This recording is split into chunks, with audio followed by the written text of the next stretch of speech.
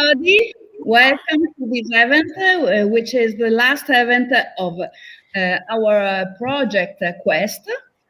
And we've been working on Quest project for 2 years, studying the quality and effectiveness of science communication in Europe and how we could try to help improve it.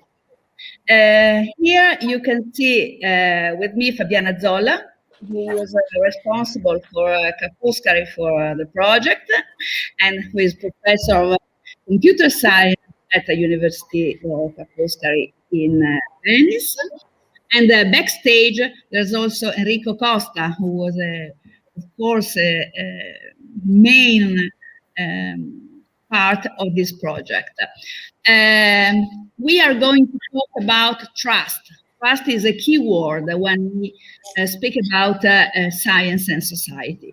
And we will do this with excellent speakers, excellent experts, coming from different contexts with different competences, so that we can try to have a wider view of this issue. We have the honor to have Ilaria Capua, Professor Ilaria Capua, who is director of the One Health Center of Excellence at the University of Florida, that many Italians have been familiar with, being often on the Italian TV, helping the public to deal with the pandemic. Gianandri Cazut is head of communication and public affairs and at ETH RAT. ETH is the Politecnico for Italian public of Zurich in Switzerland, and he's also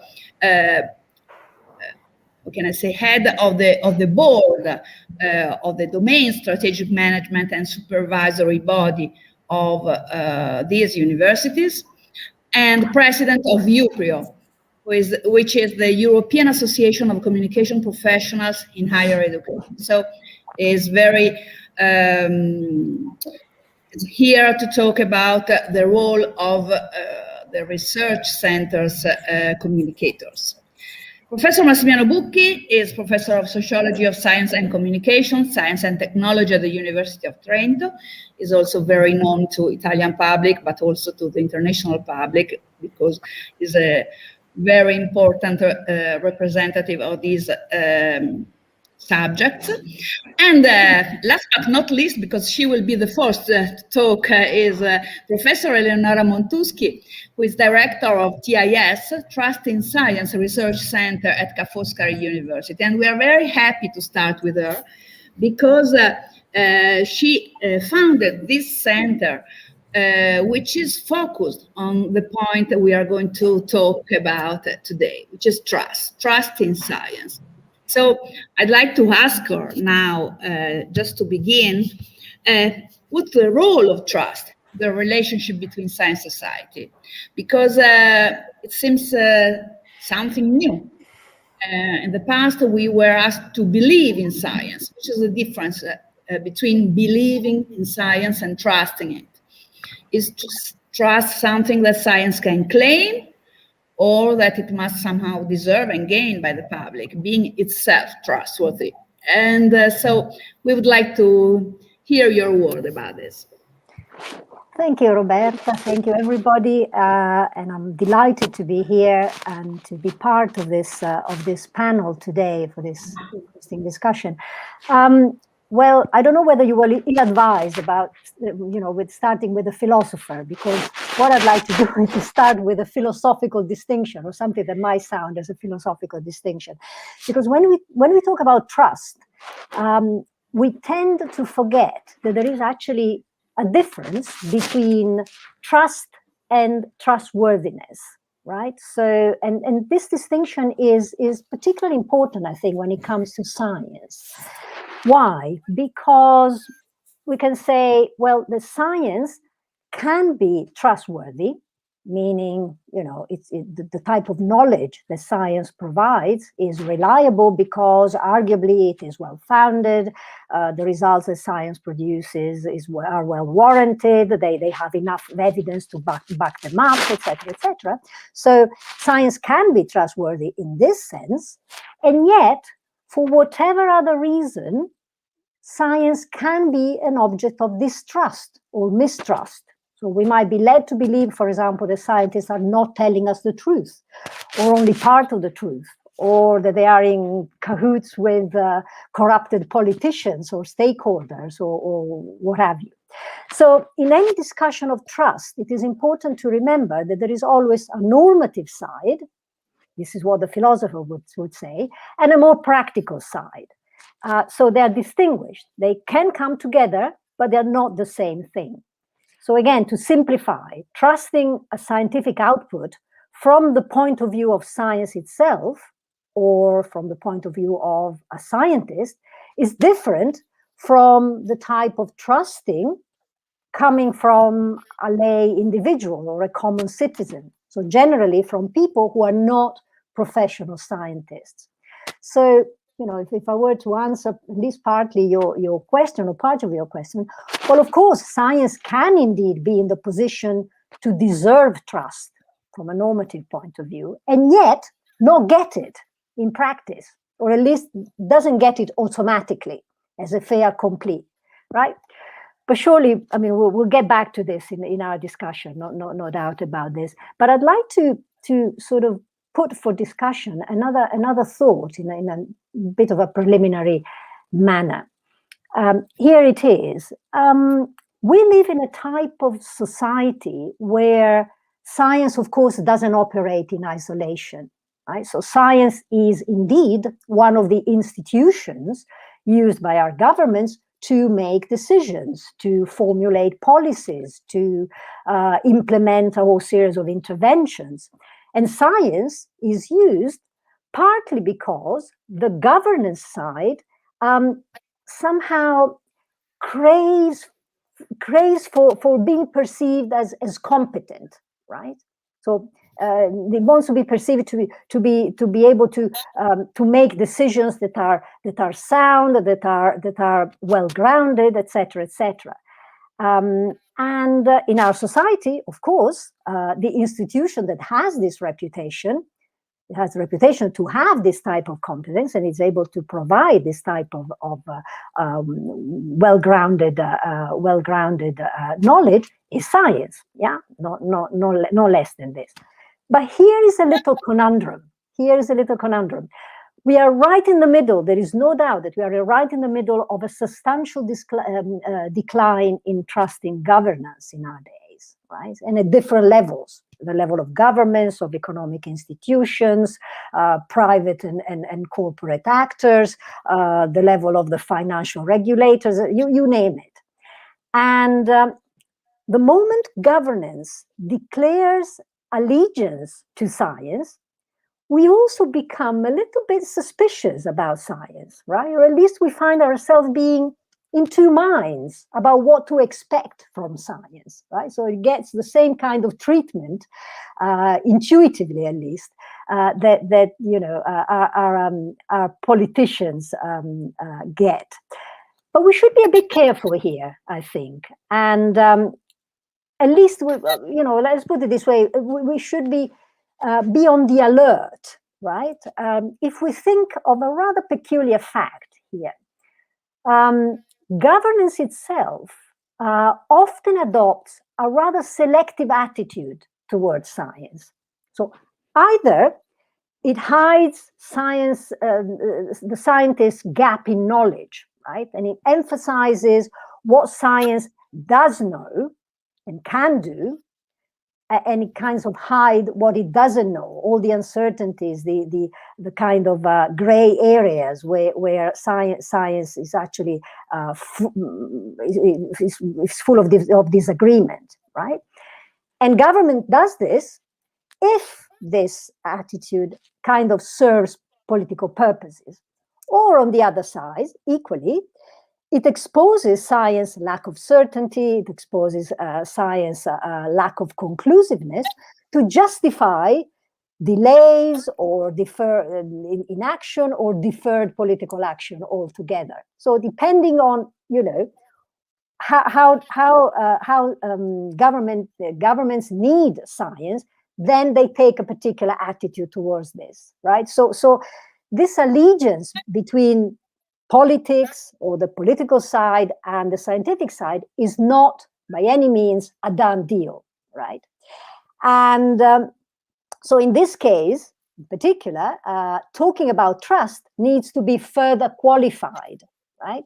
So we don't really talk directly about trust in science, but we talk about trust in the institutions, by and large, that use science, right?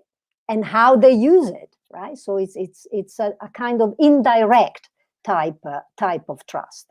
Let me just add one final remark, and then I let my colleague to come in. Of course, there is a big issue, a much bigger issue, about what is the science we are talking about here. So how we can distinguish between real and fake science. I mean, this is all over the news. And whether some scientific domains carry more authority than others. And notoriously, for example, the social sciences they always come at the very bottom of the hierarchy, right? But again, as I said, we're just introductory thoughts. I stop here, but this is just to give you an idea also of the type of issues that we raise and we discuss in our center.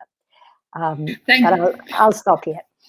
Oh, thank you very much, Professor Montouski. You put a lot of stuff on the table, and I think that many of the things you have just said, are very much related to the crisis we are going through. But we are going to go back to the pandemic issues. That is of course, the elephant in the room, but it was the occasion when science has gained for the first time in history the headlines, and for 1 year we have talked about science in any sense, in bad and good ways.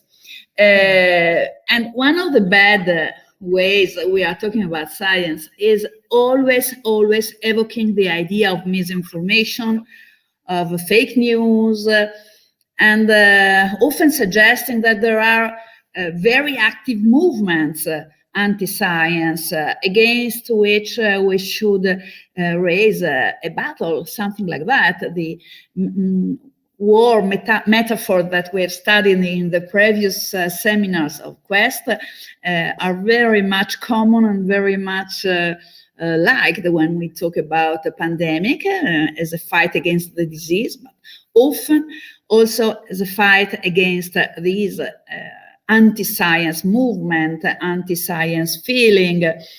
And I know that Massimiliano Bucchi has studied a lot about this issue, has a lot of data also to show us and to support his words. So please, Massimiliano, just 2 words for the public. I think you are following this conference from the Ca' Foscari accounts, YouTube or Facebook accounts.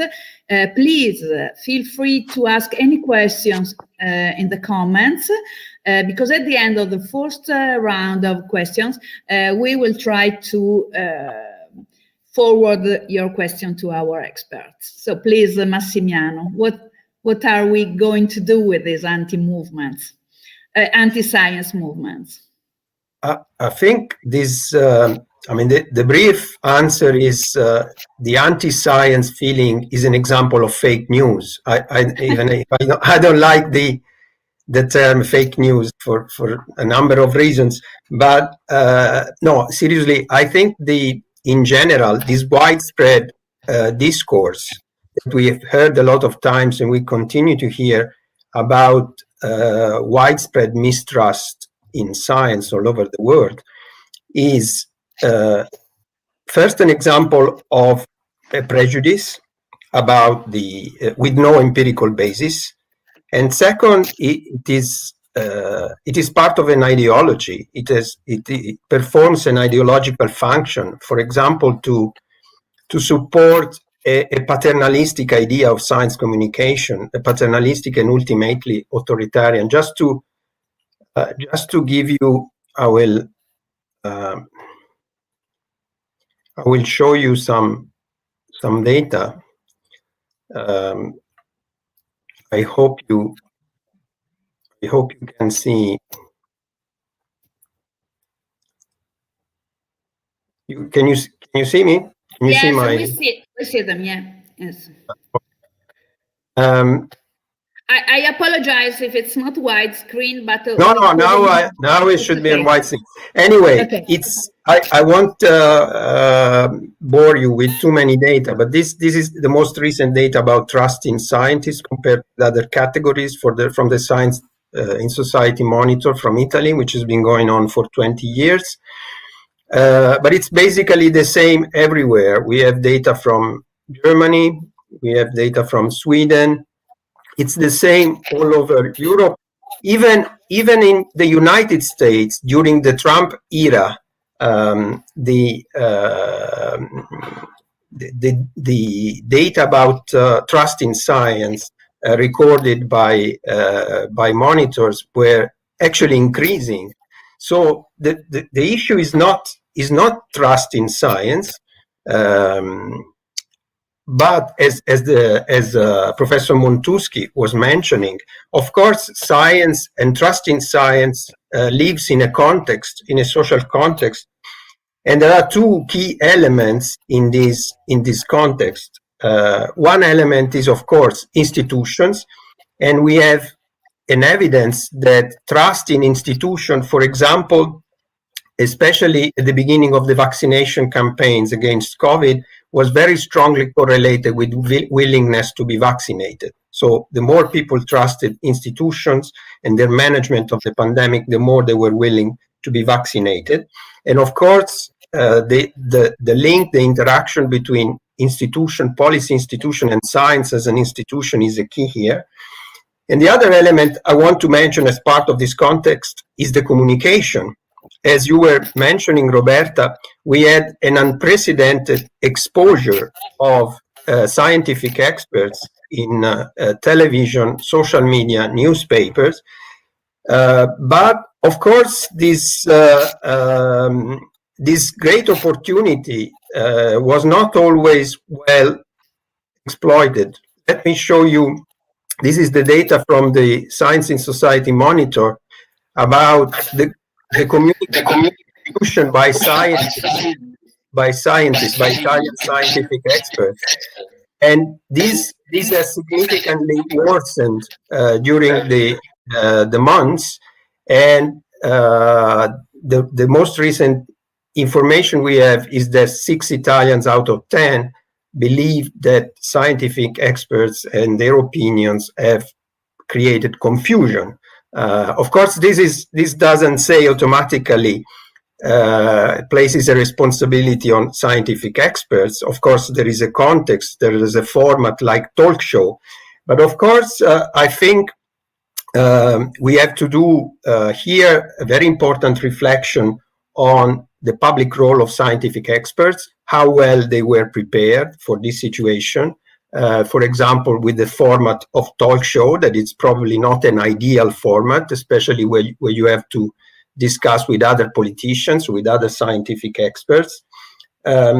So to finish here, we have no, for the moment, we have no evidence that trust in science and trust in scientists, of course, is not exactly the same thing, is declining.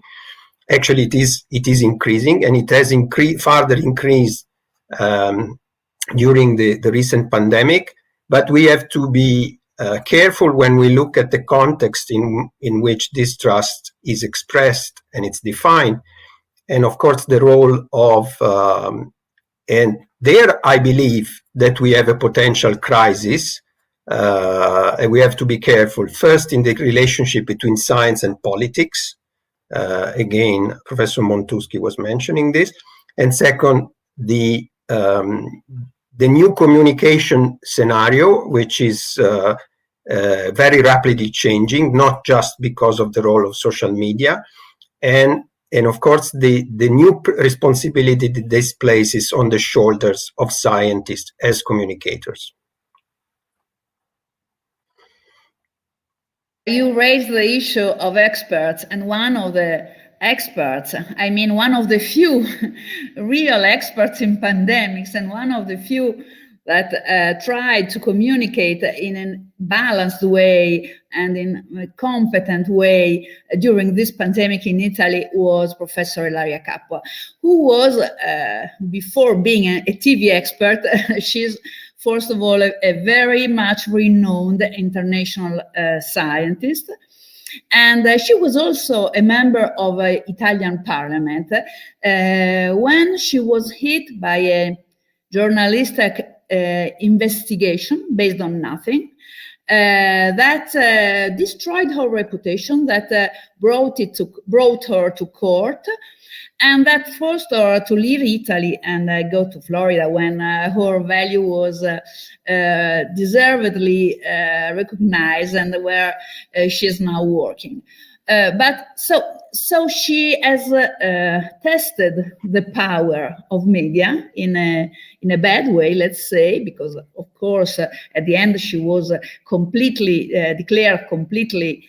I wouldn't say innocent. I say there was nothing to talk about, and so she has verified on herself, on her family, how trust can be destroyed by the media. And I wonder how much this kind of journalism can destroy also the trust in science. I always say that journalists, even science journalists, shouldn't be just supporters of science. We should be watchdogs. That's our job. But we have to do it in a competent and very careful way, trying to understand subjects and issues that aren't of our competence. So I'd like to ask Professor Capua what she thinks about this, about the trust and the media, how the media interact with trust in science. Thank you, Roberta, and thank you to Quest. And it's a pleasure to be here and to see friends like Massimiliano, whom I have not seen for a long time. I would like to add a couple of things to what you said, and because I have been, as you say, very exposed over the last year, but there is a reason for this, is that actually I have worked all my life on pre-pandemic viruses. And so I smile when I see an epidemic of virologists that talk about viruses and that actually before 2019 did not define themselves as virologists. And so it would be interesting to, there's a lot of competence that is required during an emergency, and it does make a difference if you have spent a lot of time working with viruses or not. And I think that this is one of the things we should reflect on as we move into the domain of trust. You also mentioned the ugly story that I was involved in. Actually, it was not a journalistic investigation, it was a criminal investigation. And this criminal investigation accused me, because I was a virologist, of course, of being a trafficker of viruses. They accused me of having deliberately, I would even say, created epidemics. And of course, this was not true. And I was completely cleared, as you say, because there was no case to answer. This ugly story, though, has made me understand and made me experience what it means when your reputation is shaken at a personal level. Because, of course, we are people before than anything else. But at the time, I was not only a person, I was actually even representing an institution like the institute I used to work for, and I was also a representative of the Italian Parliament.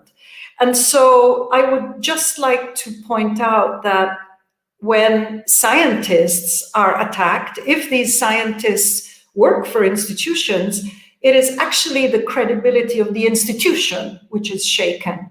And this is terrible, because in moments of emergencies, you need institutions and you need to believe institutions. I would like to point out one other component of trust that can be shaken. And I have found myself, and I have thought about this, and I am presenting it to you as a springboard for future thinking. Motivational trust.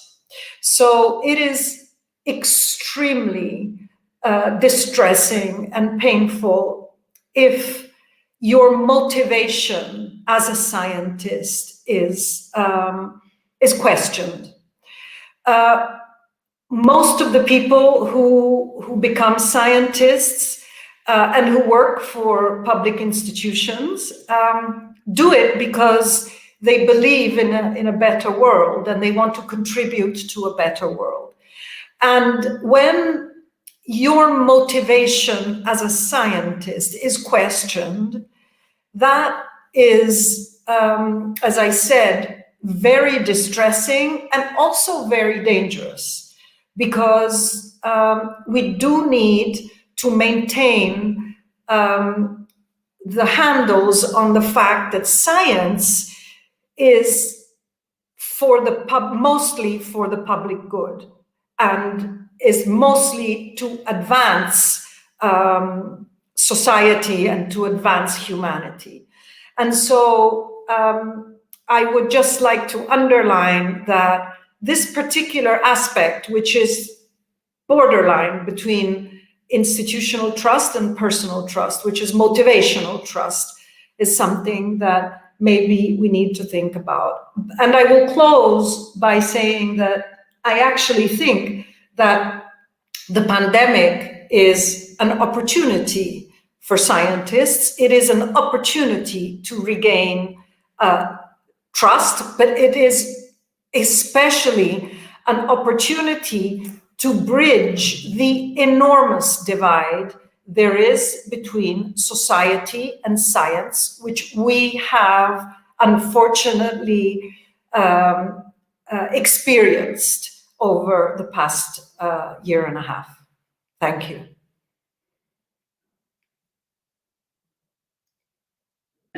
Got the point of our discussion.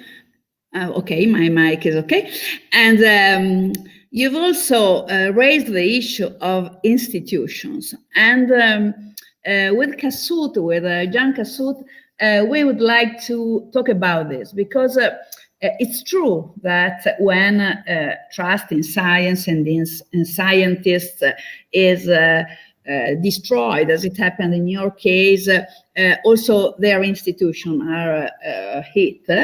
But it's also true that sometimes in this time when there's a lot of competition among different institutions for funding, for many reasons, sometimes also science communication from the research centers are very much hyped, or are made with press release that tries to convey a message even greater than the real discovery is, trying to catch the attention of the public, of the media. And because, of course, visibility and success is something that is going also into the world of science. And so sometimes communicators from institutions like the ones you represent in UPRIO are accused of this hype with or against the will of the scientists involved.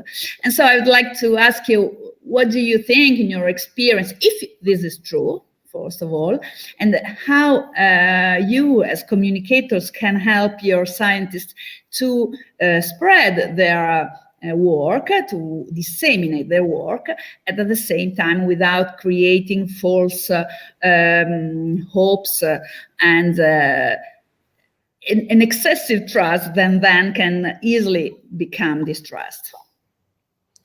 Yes, you asked me, is it true? And I think it's not wrong. When I look back in the 70s or in the 80s, we did not have large communication departments at university. We have really a small press office and something like that. And then with the Bologna Declaration in '96, there were this opponents, even between countries. You have then you have opponents, and you try to get students from other countries, etc., or from other institutions, also from different universities, etc. So I think this started when we created this huge also offices of communication and offices of marketing, and we especially sent out the good news of science, what our researchers find out, how amazing our research is, etc. And I really think we are now at a turning point. And it goes in the discussion we had here. I think it's also mentioned. I see like 2 points. Once we don't have this sovereignty of information from the press releases we send out, as it was 10, 15, 20 years ago, where we send out the press releases, our bosses in the newspapers with interviews, our news went out, spread to the newspapers. No, we have now a different world. We have all these bubbles of social media everywhere, and there are the discussion going on, and we are losing the story that we send out. And I think this is a new way, and I think we should now change also the way we communicate. So what we do, for example, we do a lot of trainings with professors to be on social media, for example, and to be on Twitter. And here what is important, it's this training and this help, because social media is going on if we are on it or not. And it's even more dangerous if we are not on it. So our professors could discuss with the media, with others, etc. But we should then help. And as the case of Ilaria showed, it's very important that we now have help. We need help offices in legal services if they get in trouble. Psychology, because there is it's also a bit dangerous, it can be rude, etc., and communication skills. So for us it's really important that we are beside our researchers, and I think this is important. And if you installed this culture of discussion, etc., you can also give your inputs, your messages you have into society. Maybe I do an example later, because with all these professors you have on, for example, Twitter. I use often Twitter because in Switzerland on Twitter there are journalists, opinion leaders, scientists and politicians. So our main target public. If you have a story on Twitter going on, you will have it in the newspaper the next day also. So it's not only in a bubble somewhere, but it's also in reality in newspapers, on TV, etc.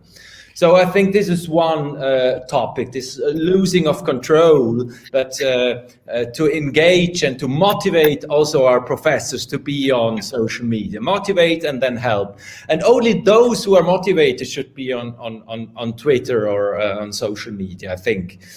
We don't need the nerd in the laboratory who is not interested in communicate. I mean, it's not important that everyone does this work. Someone should be interested in doing it, and then he is also or she is also learning it. The second topic is in all this trust of institutions. I think we are also here in a new era. I mean, this Me Too movement was one example. The society is now having a close look to how treats an institution, people, women, for example, but also environment, for example. How are things handled on the governance level? Are they doing legally good, etc.? And also this is a new era, and that's also, I think, that's here where we have maybe less trust in institutions. And when it comes to trust, we also had in Switzerland this science barometer. So we measure how trust is from Swiss people towards science. And we say it's increasing. So it's going up. Also during the pandemic, our University of Zurich did research about it, and we see it's increasing. So they trust more science and scientists, but it's decreasing in institutions. And I think not only we, university, are in this field, I think it's a societal thing. And when you look at companies, for example, what are they talking about? And it's now, in communication and marketing in companies, it's the purpose. They are all talking about purpose. What is our goal? Why are we here? Our company, etc. And I think that's the point that we should also make more than we did in the last year. And here we are. Yes, maybe it was too good news sent out. I think we should more explain what we are, what we do, how is science working. And science is trial and error, for example. It's discussion. So we don't know everything. So what we send out is we know everything. I think we should also explain, it's now the state of science, the state of the art that we have now, what we know now, but maybe it could be different in the future. It's the result of a discussion. We are discussing all the time, so it's not bad to have a discussion between scientists. Often media said this scientist says that and the other one says something else, so people don't trust you anymore because you have two opinions. We don't know what science says. No, science is also this, is also, and I think this should also be more important in our future communication, to explain what is our purpose, what is what is the goal of our university. I mean, that the 60s revolution started in the university, all these universities, all these discussions, etc. We have the room for discussion, and it should be open to everybody. We should show it how it is in science. And I think this is a really important topic also for the future, also for our communication. When you look at Novartis, for example, the new CEO is called Nas Varasimhan. He had the slogan, "Unboss the company." So it's also the thing of we going back down. It's not this top-down thing, top-down communication also. No, it's a bottom-up thing also. So I think this is important. Thank you very much. You covered all the points about the role of institutions, and you also touched the issue of marketing, which is too often confused with communication. And there would be a lot of discussion that we could make about the connection between institutions, between industry, and conflict of interest. And this is another point and another strand of debate that we don't have time to talk about here. But you also mentioned the point of scientists going to social media. And now, in this year, in the last year, we've seen a lot of scientists making a very good communication on their social media, especially on Twitter, and they help the people and even journalists to better understand what was going on. And this was something that could sound strange when we think that social media are often depicted as the place where misinformation spreads. And we have here an expert of the dynamics of the spread of misinformation and disinformation on social media, who is Fabiana Zollo. And I'd like to ask her if it's true that social media are a critical tool to spread misinformation, and if it's true that the trust in science and in scientists, we've already seen that it's not falling, this trust, but let's say, is it true that social media can damage this trust? Hi Roberta. Hi everyone. So I try to be short. So my perspective is that I would say that social media platforms are just a media channel. Of course, I guess that we can agree that they have some distinctive features. So of course they changed the way in which we communicate with one another, that change the way in which we get informed, and more generally, they transform the information system in as a whole. And of course, information can spread easier and can spread faster on social media. And it's also undeniable that some of the content that is circulating online is unreliable. Sometimes it's also even false. But anyway, we can say that the same applies also to traditional media, and which are not for sure immune to the risk of disseminating inaccurate information. On one side, we can also say that we can study more easily social media data and so understand what's going on there using the data, which can be maybe a bit more problematic for traditional media.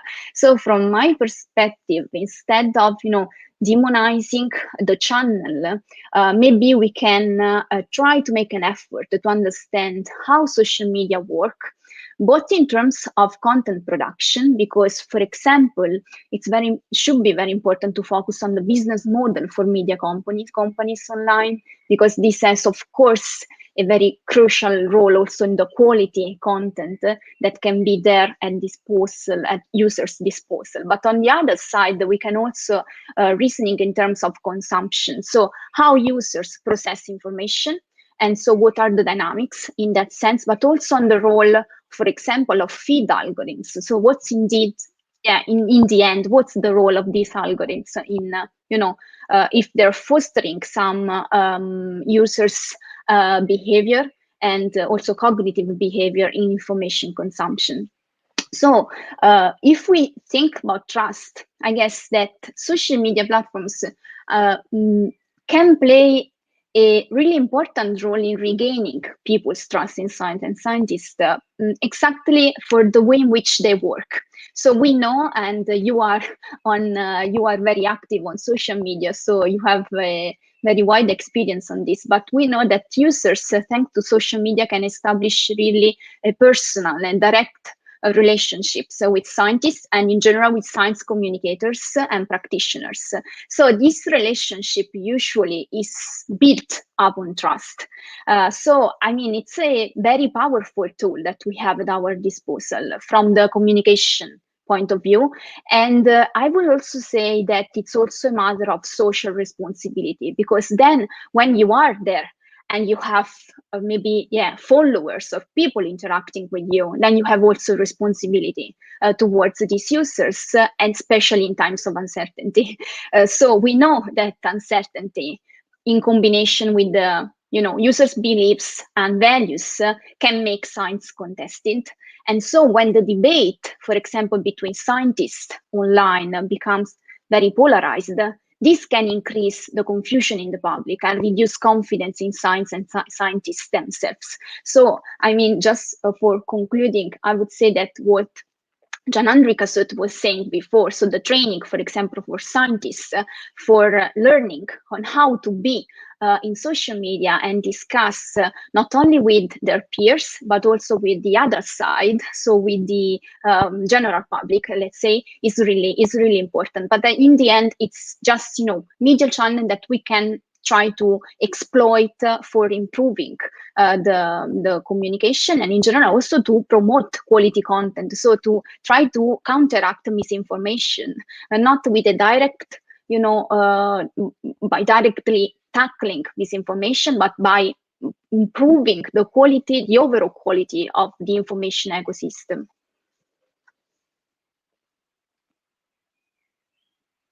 Guys, may I ask you to summarize very, very shortly, because we are short of time, and I know that Professor Bucchi has to leave us later. So I'm subverting our program, and I would like you to summarize the results of Quest project in relation to social media, the suggestions that we have taken from our research.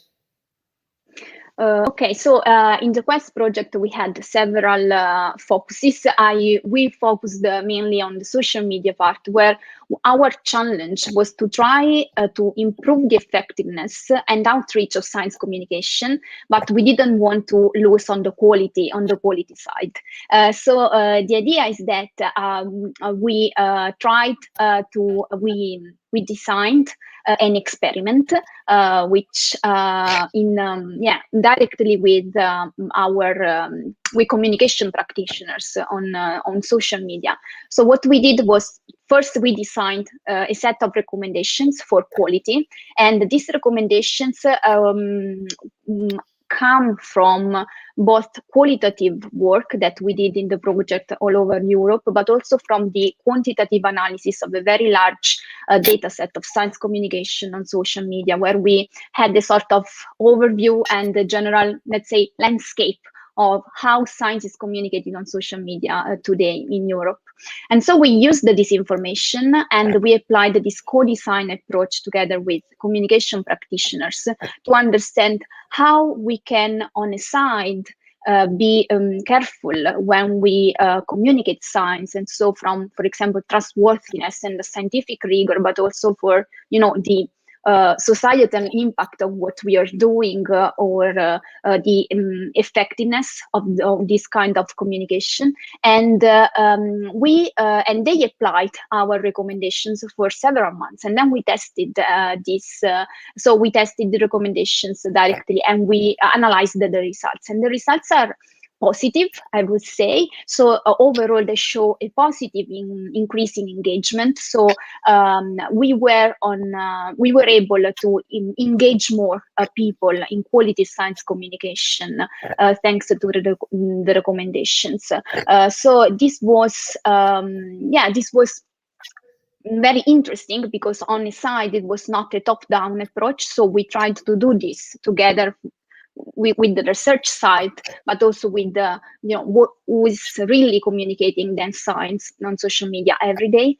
And I think, and it's also very I would be optimistic, because it means that there is a way, so it is possible to communicate science in a way which is not polarizing, for example, over controversial issues, because in the Quest project we also had a focus on very controversial issues like vaccines and climate change. And on the other side, to be aware of the fact that social media work in some way, and so we also have to understand how they work to improve the effectiveness of our communication. Thank you very much, Fabiana. I'm happy to see all of you again. And I'd like to ask you a question coming from the public. And I think I could ask this question to Massimiliano Bucchi before he leaves us. So you're punished because you have to go now, because Giulia asked a very, very difficult question. People are confused by the sometimes diverse declaration of experts, but how can the common people watching TV, reading newspapers, to understand who is the true expert? Before, Professor Capua said everybody is claimed to be a virologist, but what can the people, the public, do to understand who is the true expert and who is not? Thank you. It's a very difficult question. What I can say is that we have to be very careful as citizens, as policymakers, as communicators, about the question: who is an expert on what? One of the potential negative effects of talk shows with experts, for example, is is the fact that inevitably, even if they have the most of goodwill individually, there is a tendency to expand their area of expertise. So we have heard several times in the past months, epidemiologists, immunologists answering questions or expressing their views, for example, about education or the psychology of young people. No, what should be done about what is the age, for example. I remember very clearly a very visible immunologist saying that we can leave students at home after when they are 16 or 17. I don't know what was the basis of this judgment, but this is I think this is one of the is not, as I said, is not a question of recognizing expert versus non-expert, but who is the but to look again at expertise in a context. Who is an expert on what? And this also relates another negative effects of these TV debates, for example, or on social media, is the false contraposition between science and politics, with the scientists saying something and the politician saying the opposite, or vice versa. I mean, in some way, of course, politicians are much less trustworthy and much less popular than scientists in our age. But actually, they, for example, when it comes to deciding how much, what kind of costs we can bear, for example, for keeping school open or activity open, inevitably, the experts of these are policymakers who will have to rely on the expertise of scientists, of course, to take this decision. But this is a decision that no individual expert can solve, no, the balance. So I'm afraid I haven't given an adequate or full answer, but I hope I have at least highlighted some of the issues connected with this, with the public role of expertise in our time. Yes, you tried and you succeed as much as you could, because it's very difficult. It was a very difficult question and you succeeded in managing it. Thank you very much, Massimiliano. If you want to leave, I think you have already anticipated. I can stay for a few minutes to listen to it. I'll be happy to listen. Thank you so much. So before you talked about, Jan Kassout talked about the issue of a top-down or a bottom-up communication, and also Fabiana mentioned this point when we talk about science communication. And in Italy, a claim has become very common. Say that science is not democratic, to say that not everyone can say anything about things they are not competent in. But this assertion is also put in question by other experts. And so I'd like to take advantage of the philosopher who is here to have some ideas about this point. Is it correct? Or what is the relationship between science and democracy?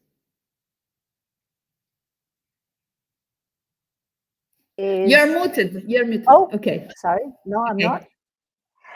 I was just saying science and democracy is widely debated. It's a very controversial relation. Well, for some people, actually asking the question whether science is democratic is wrong-headed. For example, there is a well-known historian of science and an expert in climate change debates that you might have heard of, Naomi Oreskes, and she makes exactly this point. I mean, you know, that it is actually wrong asking whether science is democratic. You cannot ask such a question because it's a question that you would ask and you would address it, you know, vis-a-vis a political system, and science is not a political system. But for many others, this is actually an appropriate question. I mean, science and democracy, for a start, at least share a commitment to a pool of shared values. I mean, they have this, they thrive on the same values. Just to quote some, tolerance, objectivity, accountability, respect for facts, the right to informed criticism, inclusiveness. And these are values that both science and democratic institutions appeal to every time they make decisions, right? And every time they try to make decisions that appear both to be sound, so competent, and just, fair in a sense.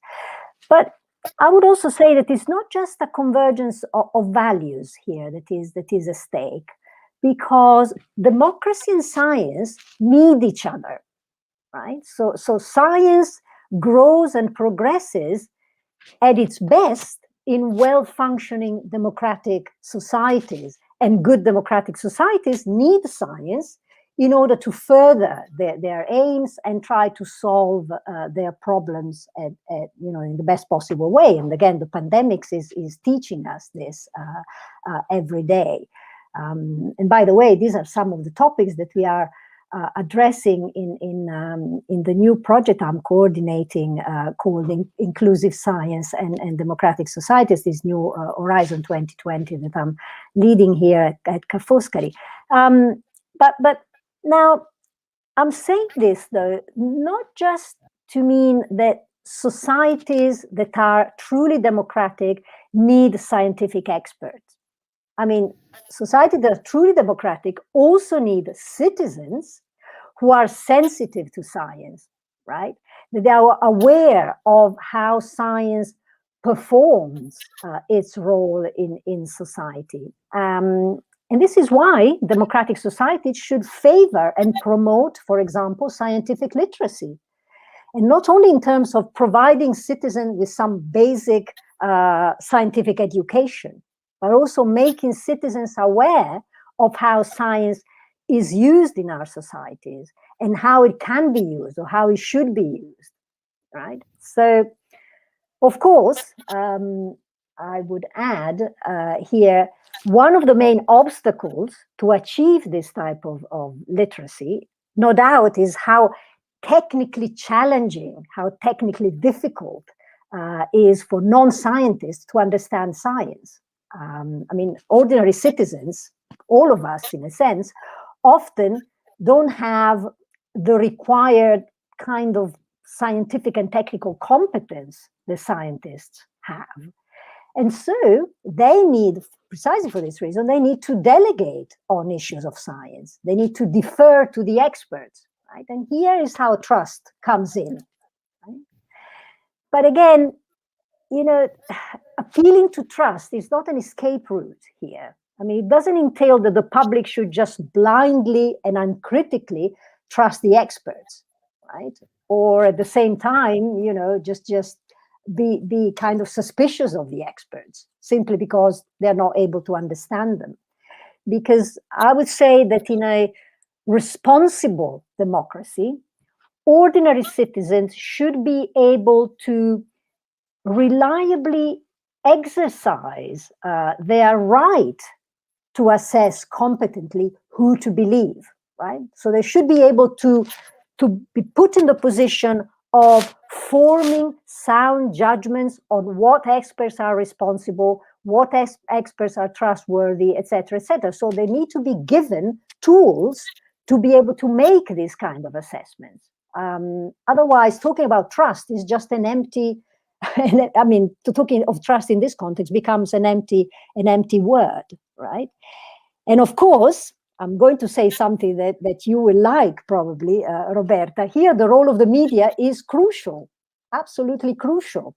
For example, this idea that, the media should secure a balanced reporting, it's a bit meaningless because sometimes it entails putting together and giving equal access and equal voices to perspectives that are not equal, right? Because some of them are well-founded, some of them are, you know, they can rely on good evidence, and some are not. So it becomes, again, an empty slogan, something that is, you know, ideological and not truly democratic. So here is what I would suggest. Thank you very much. Thank you very much. I would add that to the scientific competence and to the tools that we should provide to people, especially young people, is critical thinking is the most important, more than other. I know that Professor Capo wanted to add something about denial. I'd like to give her the floor for this. To add that at the moment... Start again because you were muted. Yeah, thank you very much. And I just wanted to say a few words that actually in this moment, I think we need more philosophers than scientists, and we need more social scientists than scientists, because certain things need to be redesigned. And actually, one thing I discovered during the pandemic is that pandemic means something that affects the organized people. It is not something that affects the masses, like oklos. So pandemic rather than pan-oklos. And why am I saying this? Exactly to the point of Professor Montuschi, people need to be educated to science so that they can react appropriately. And I did want to mention the issue of denial, because I think that denial was, at the start of the pandemic, one of the greatest turning points that then made the pandemic of 2020 what it became. Because at the very beginning, there were very strong voices that did not only come from the scientific environment, that were, let's say, proposing that this was only a problem that concerned one part of the world. And so in Italy, when the problem was in China, and we actually had the 2 Chinese visitors who were Italian, who came to Italy and got sick, we thought that this problem was not going to spread. And then Europeans, when it came to Italy, said, oh, but this is a problem just of Italians. And then the British, when it spread to Central Europe, said, oh, no, but it's not going to affect us. And of course, this was something that was also embraced by leaders like Boris Johnson and like Donald Trump. I can tell you that no pandemic preparedness plan could have considered denial from world leaders that represent democracy in the world. And so this is something that we can only address by educating people to understand science and to be more trustworthy about science. Thank you. Thank you, Ilaria. And the question is, we are talking about educating people, about letting people know about science, but a crucial point is, what about educating politicians? What can we do to explain to politicians what's going on, to help politicians to decide the policies good for science, but also science-based for the public? Gian Casut, you have already, with your board, you are in relationship also with decision makers. What kind of relationship we can create and sustain between scientists, research centers, and decision makers and politicians? I think this is an important point, and also what Eleonora said. We have it's different cultures and different circles, politics and science. So what we are doing is also training scientists to explain them how the world of politics works, and the politicians how science is working. And then we can go back what I said before. We should explain what we are, how are we working, and I think this is crucial, that we explain how science is working, that science is discussions, etc. So it gives a lot of confusion, because we always said we are those who knows everything, and I don't think this is the case. And that's why we should discuss also, our scientists should discuss with people to explain, to explain how science works, etc. And what we are now doing in our trainings, we add also politics, so how the political system works. And we created a science task force in Switzerland. It came up, bottom up, from the scientists, from our domain, ETH domain. We are the Federal Institutes of Technology, so we are part of the Confederation, so of Switzerland, because our universities are more on a cantonal level, so in a region only. So what we did now is a lot of discussions, and what we need to build up trust is to start to have also, when we do not have a crisis, a good relationship. And we are now creating a concept, also after the difficult discussions we had with our government, between science and the government. It was also complicated. We now decided, let's do a concept. How do we go forward after the pandemic? And we say, you cannot build up trust in a week when something like a pandemic is coming. So we had a lot of, we did not have trust between those two, between our government and our scientists. So we said, now we should start from the administration to have groups, to have topics, and then groups of scientists who are in permanent exchange with the administration at our governmental level, so that when a pandemic comes, we take this also these committees already and build up a task force, and they know each other already, and then we start to build a sort of a task force that then advises. But I think it's really important also to explain the scientists that they are here to give their information to politicians. You put on the table what you know at the state you are now. Maybe it will be something else in the future, and the decision is up to politicians. I think we should distinguish very good, because we also train scientists to say, you put on the table what you know, and the political decision is made by those who are elected by the people and not by you. So these are two systems, and both should respect the rules. I totally agree with you. Thank you very much, Casuta. I think it's a very good approach that I hope will find a place, a space also in Italy. Now we have a few minutes for some questions if someone wants to ask, or also if one of you wants to comment other intervention. I think there was a question.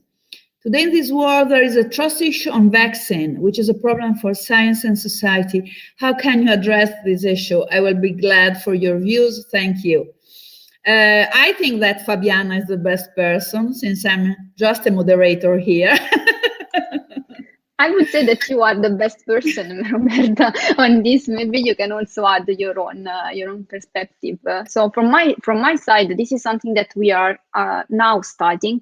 So how, on the side of vaccine hesitancy, so to try to understand how the topic is perceived and what we can do on the communication side to improve the perception of people towards vaccines.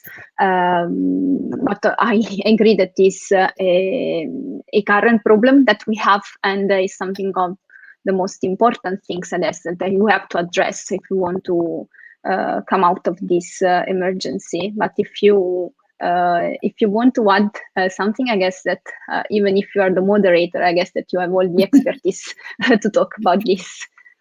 Well, the point of trust is the center, the key when we talk about vaccine hesitancy, because we know that this is the point. We have to trust our doctors when they propose us to vaccine. We have to trust the industry, manufacture vaccines. We have to trust the institution, the government who suggest them. And I think that this trust can be created and maintained only with a constant and clear and transparent communication. We say in time of peace, not during a crisis. We have to let people understand how much they can trust their institution. In fact, this problem is much higher in societies where the institution, the government, the decision makers are less trusted. And I think it's something that we can get only with a hard and slow work, not with a law that make vaccines compulsory, because this kind of approach, but this is just an idea, an opinion that many other experts agree. This is not science. This is opinion about policies that is much different from science. I think that laws, compulsory laws, can make vaccine uptake getting bigger higher in a very short time, but it's not helping for trust. So I think that trust should be helped and fed in time. So now, Tavecchio, we have another question. A follow-up to Roberta, there was Eleonora was. Oh yes, please. I didn't see you. My microphone is all right. Yeah. I was just wanted to add one small point that when we talk about trust here, trusting the science, etc., but trust also builds on being honest about what science doesn't know, right? So being honest about communicating the uncertainties, being honest about sort of showing to the public that scientists are not superheroes, that they have all the answers to all the questions. Because the moment a scientist fails on answering a particular question, then that is taken as evidence that therefore we shouldn't trust any of them or any of the things that are told by the scientist. So it is an issue for a good communicator, be it a politician or a journalist, to be clear about what is known and what is not known, so the public exactly know what is getting itself into. Sorry, it was just a small point. Thank you very much. Thank you very much for this, because this makes the point also about how communication should be in a crisis like this, where uncertainty is the rule, and when very few people have this capacity. I always say that I always remember when I talk about this, when I called Professor Capua asking, I don't remember what, but I knew she was the one who could know about all the scientists that I know. And she answered me, I don't know. And I very much appreciate this, because this is honesty, is transparency, is a serious way to deal with science communication, and something that really builds trust. So let's try to go to Tavecchio's question. I'm very afraid of this, because Can I add one thing about I don't know? Yeah. So you are aware that the world was prepared for an influenza pandemic and not for a coronavirus pandemic, right? So we had our plan, and we could have responded in a different way, be it only for vaccines. I mean, let's say we were able to put influenza vaccines in the pipeline in 3 months, right? Look at what we did in 2009 with swine flu, which unfortunately, I would say, is the pandemic that cheated us. because it was a mild pandemic. And you know why it was a mild pandemic?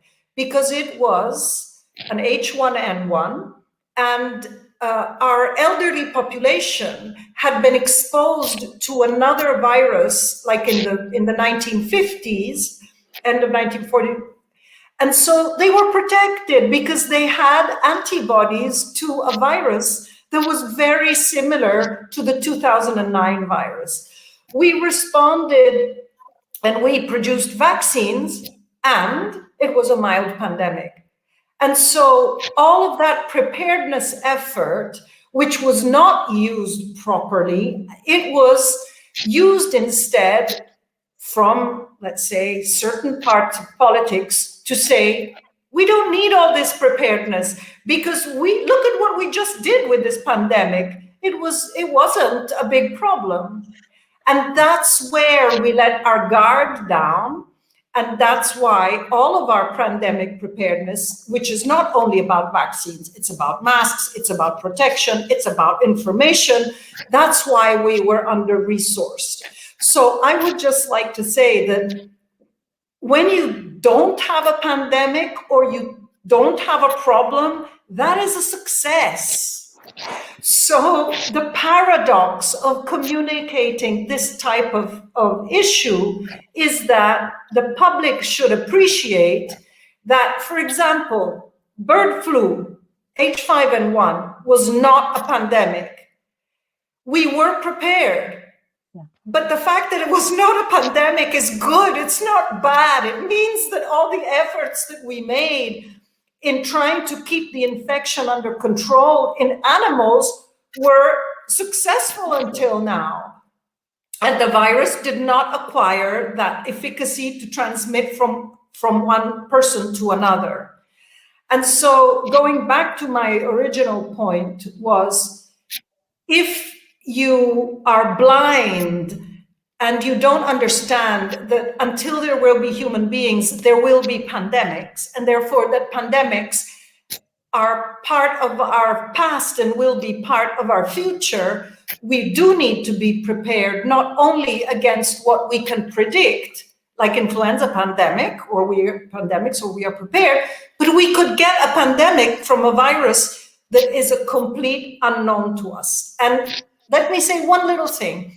We were lucky with COVID. I know that this is a catastrophe, but if we had a virus that infected children and caused disease and killed children, just think of what it would have been like in Europe with a declining population.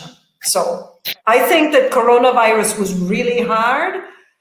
But I think that in the big scheme of things, this is not a virus that killed, let's say, had a 50% fatality rate like H5N1, and it affected the fragile population and not youngsters like the Spanish flu did. Thank you. Thank you very much, Ilaria, because you really gave us a starting point for the future, and also because you remember the paradox of prevention. And many people think that H5N1, the bird flu, was a cry in the wolf. On the contrary, it was a real success of science, such as the SARS crisis was